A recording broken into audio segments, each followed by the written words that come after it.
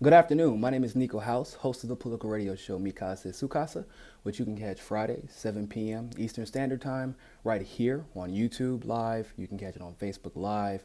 You can also catch it on awakeradio.us and iHeartRadio. Of course, on Facebook Live and YouTube Live, you can actually watch the clips if you have not if you did not get a chance to catch it live. So, first of all, let me go ahead and start off by saying, because I know that many people are probably going to go a little crazy right now with the allegations, but I do have, in fact, a great amount of respect and adoration and admiration for Shaun King. His work, obviously, is amazing as far as in the social justice realm. His compassion is unmatched. How far he's come from where he started is indeed a story that everybody should get familiar with, because he is an amazing man, and I do believe that he has all of the right intentions. Um, but but and there's a but right here. The truth of the matter is, I have a job to do, uh, and I take my job very, very seriously.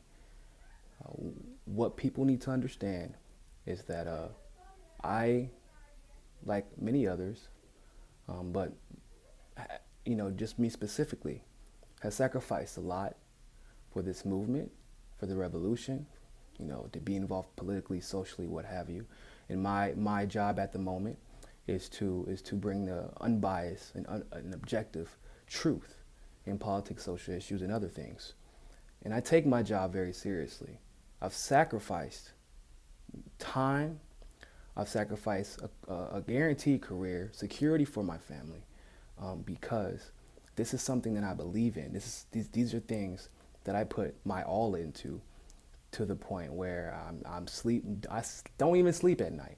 And so when I have this conversation with Shaun King, it is not one that I am having because I want to cause any beef between us.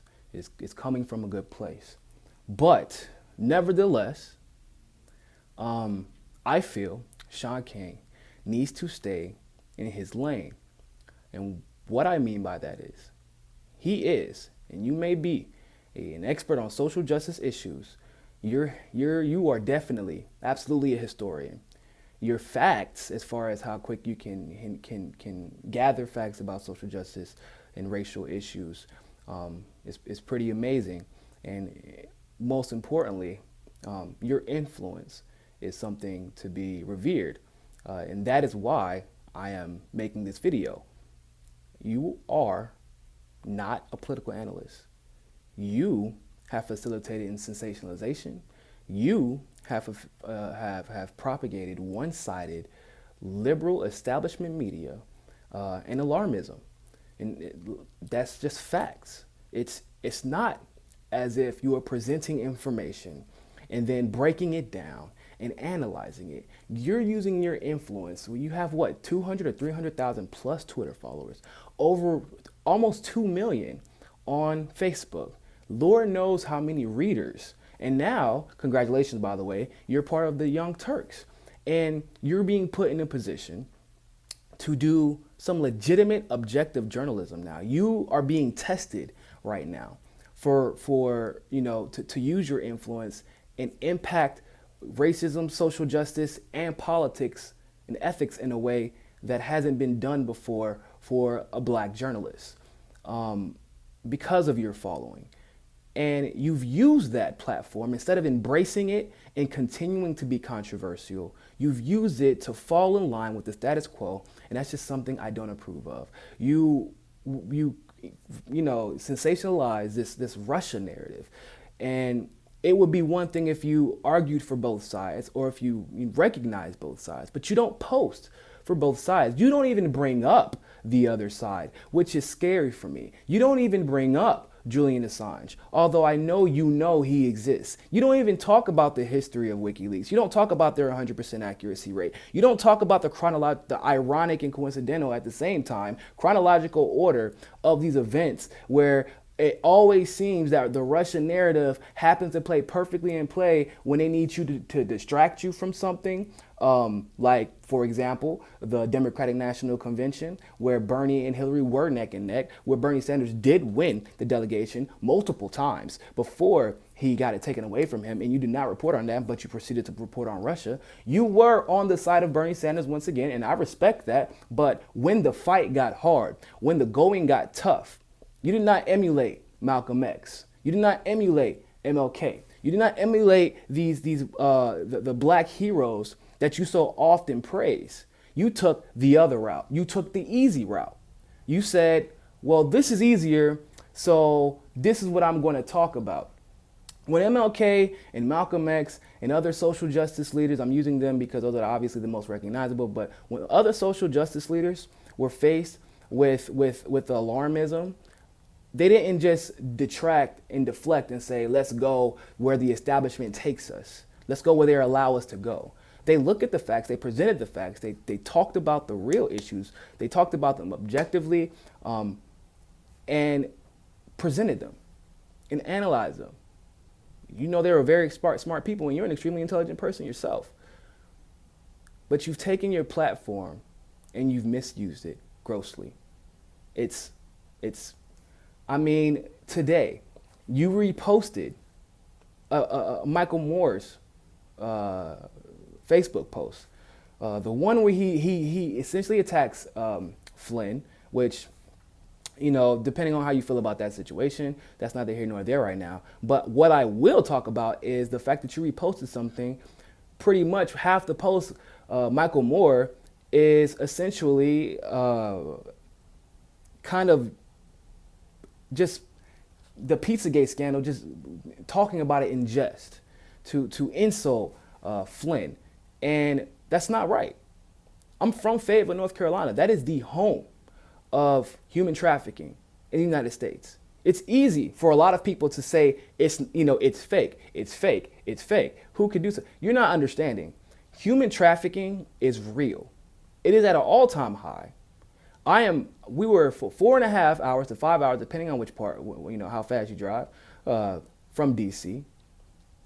Hillary Clinton and a lot of politicians, establishment and otherwise, could have done something about it, especially as Secretary of State. This is an international problem.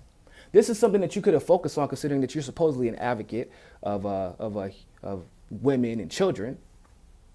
But that's not even something that was brought up. She's never even made an issue. And human trafficking is very much so an issue. Now, I'm not going to address whether she's guilty or not guilty, but to pretend as if anyone has been exonerated, any elite, any politician has been exonerated, especially after what we've seen with the Catholic Church and the Catholic establishment, is absolutely journalistically irresponsible. It is not objective journalism. It is sensationalism, and you are only nitpicking what you want to put out that fits your role to have a bunch of people agree with you and click on your damn articles. That is exactly what it looks like.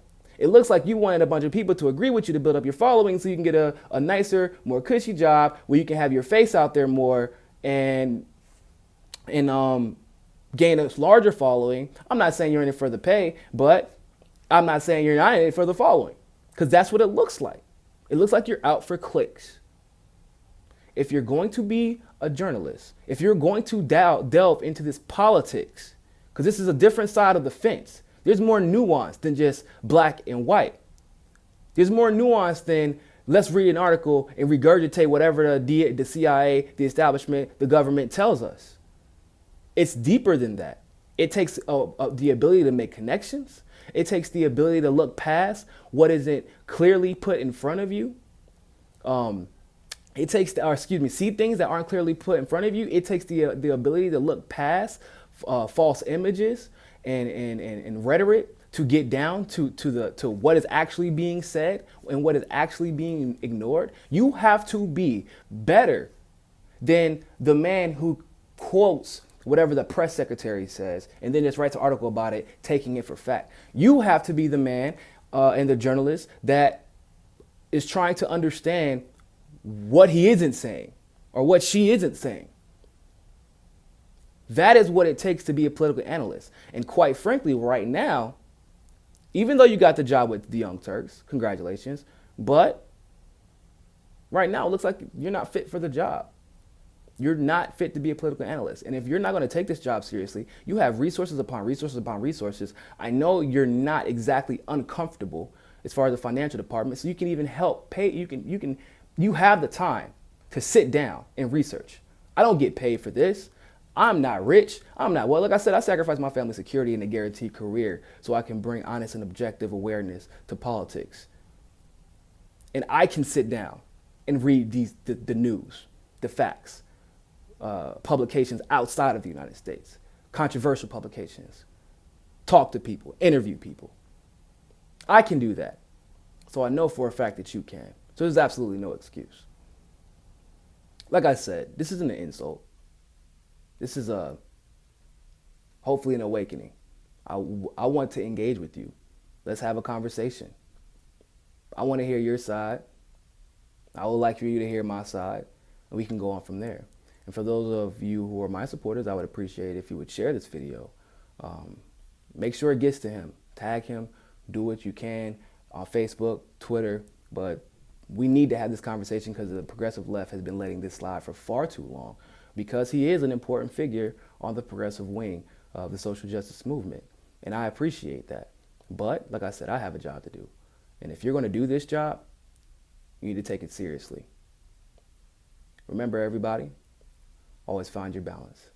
Have a good day.